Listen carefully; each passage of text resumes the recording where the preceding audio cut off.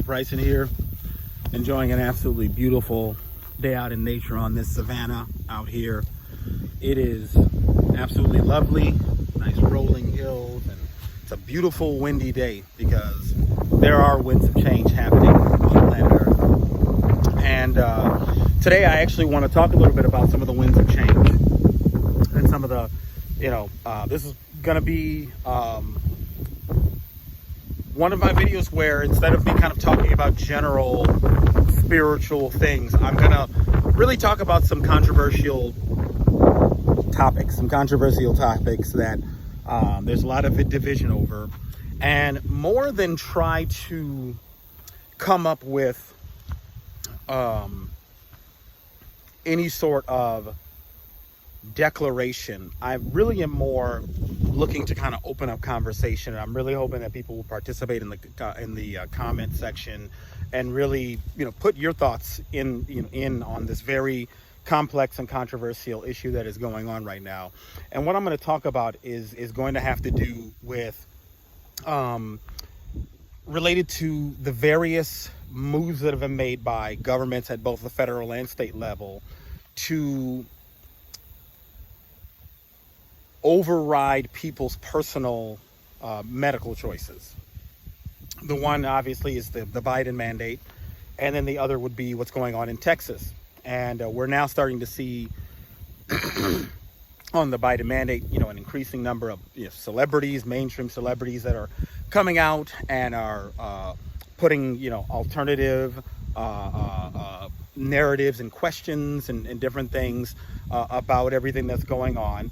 And I believe that in order to have a completely free society, we must allow for a free and open discussion, and we cannot treat any person or group of person as if they don't have something to add to the conversation, because even if you don't specifically agree with what they say, they may be talking about something that is slightly more nuanced that there can maybe be a meeting on. And so I'm going to talk about obviously the mandate on the what, and then also the Texas pretty much for the most part abortion ban. And I'm going to talk about what I really feel is really going on and is really behind these, and not even necessarily behind this, but what the real thing that is being debated is. Because there are a lot of narratives that cloud this, where people go down little sidebar arguments about this, about that. And I'm going to go into what I think the real core issue is, because I think that is what needs to be discussed and what needs to be determined. So let's start first with the the Biden mandate on the what. So, really, this can apply to both of them. But what we are really talking about at the end of the day, whether we're talking about the Biden thing or the Texas thing, is who ultimately holds sovereignty over the body. So a lot of people have brought a lot of arguments, in the whole, let's start with the Biden thing first. A lot of the arguments people have brought is they said that, it causes this, or it can cause this, and this and that. Ultimately, when it comes down to that, I truly do believe in the human body and its ability to fight back anything that can potentially be harmful to it. So at the end of the day, I don't really think that health effects are going to, at least I hope, that is not going to be a major thing that is going to affect the majority of people who have gotten it. I'm sure that some of the people who are watching this video have gotten it. And, the human body is an incredible piece of biological machinery. It has the ability to heal itself. So even if there is some unknown side effect to or side effects that may be happening, I feel that most people are probably going to be fine. And I hope that there isn't going to be any sort of significant number that will happen over the years. So in general, I don't think that that's going to be that big of an issue. But what I do think is an issue, which applies to both of these, which is the real discussion that is being discussed, is we're setting another precedent that determines who has sovereignty ultimately over your body. Do you, the individual, have that ultimate sovereignty, or can the state supersede your sovereignty? And the same thing is with the abortion thing in Texas. So abortion's a really difficult topic. It's a very tragic and difficult topic to talk about. Because, I mean, obviously, it's something that is medically necessary. You know, it is something that has to be medically available. But at the same time, it is very tragic. You know, I have never heard of a time when an abortion happens that is a good situation. It's always a really sad situation. And most women who do get abortions, many women, after getting an abortion, they have struggles and troubles after it because, you know, they know deep down inside they severed something that was connected to them.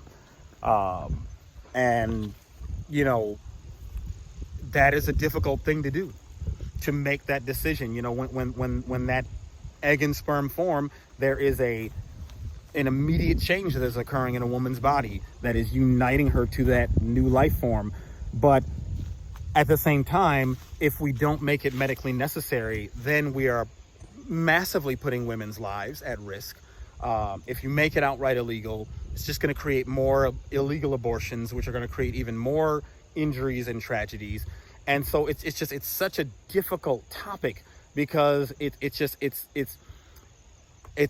the whole thing is a difficult, sensitive, tragic topic because, you know, when it happens to people, it's not for a good reason usually. So it's a hard thing to talk about. And so that once again is now about sovereignty over the body. Does the state have the right to say, actually, we're superseding your medical decision? And then, of course, people will then conversely argue, well, what are the sovereign rights of the unborn child? And it just gets into a big fucking mess. And it's such a difficult topic to talk about because it's so nuanced, it's so complex. But ultimately, what is going on is we are either, as humanity, on both of these fronts, the mandate and the Texas thing, we're either going to make a step toward stating that the state has more control over your life. Because people will, when you talk about this precedent that they're setting to supersede your rights over your body, they'll often refer to previous precedents and say, oh, this was already set. Well, no, actually, there have actually been times in the past where certain employers within specific professions have been able to mandate certain medical procedures. But there's never been in human history, or at least in United States history, I should say, a situation where you are literally being told, like you are going to become essentially completely socially relegated, completely, where it's not even the individual choice of the company or the field of profession, but that you actually are deleted from mainstream society. You can't work a job at most at many companies. You know, you won't be able to access certain things because of it. And so because of that, this is very different. And because of the fact that you're moving to the level of basically deleting people from society, that can't be looked at as the same thing. That is definitely a step in the direction of giving away sovereignty of the self.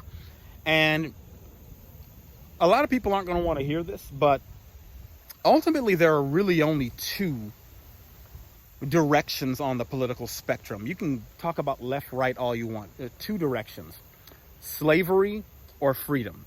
So you're either more on the authoritarian side, where you believe in statism, you believe in that it is legitimate to have the agendas of a small group of people, that they have the right to mandate themselves as having the authority to use coercion and force to say you have to go along with our agenda whether you like it or not, and we supersede your being. We literally supersede your being to where you have no choice in the matter. So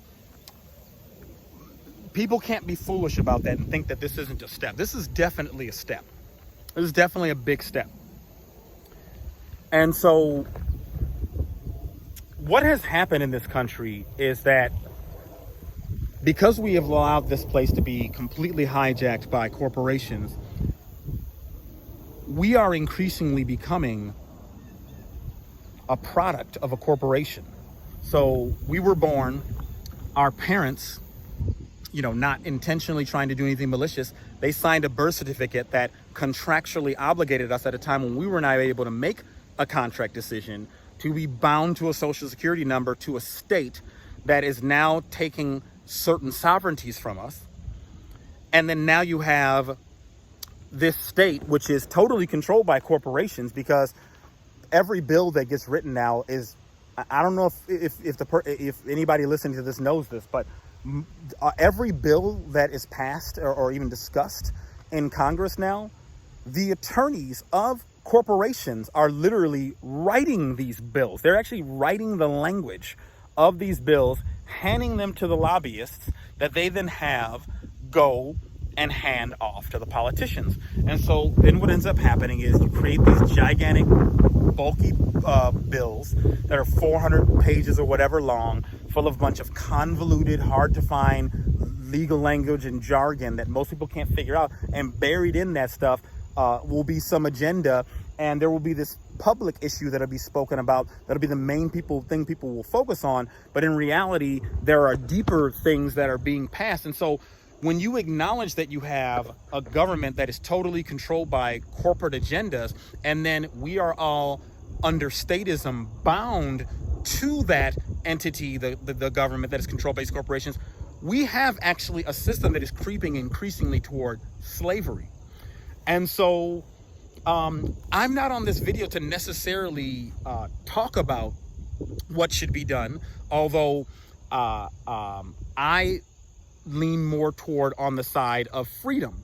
Like I said, there's a slavery side, which is authoritarian, and then there's more freedom, which is more what we call anarchy. And another big thing about just how all of the ways language is manipulated in this world, we were conditioned all of our lives to believe anarchy means chaos, when in reality it is authority that leads to chaos. I mean, look at every time in history when an authoritarian approach has been used to solve a so-called social ill. You look at the war on drugs, created more drugs, more crime, more all those things. You have the war on terror, created more terrorism, more chaos, more instability in the Middle East. So authority is causing more chaos. Cannabis alone isn't really a dangerous drug, but the criminalization of it makes it dangerous. So I'm hoping that you guys will engage in this. That's pretty much all for today. Thanks for tuning in, and you have a wonderful day.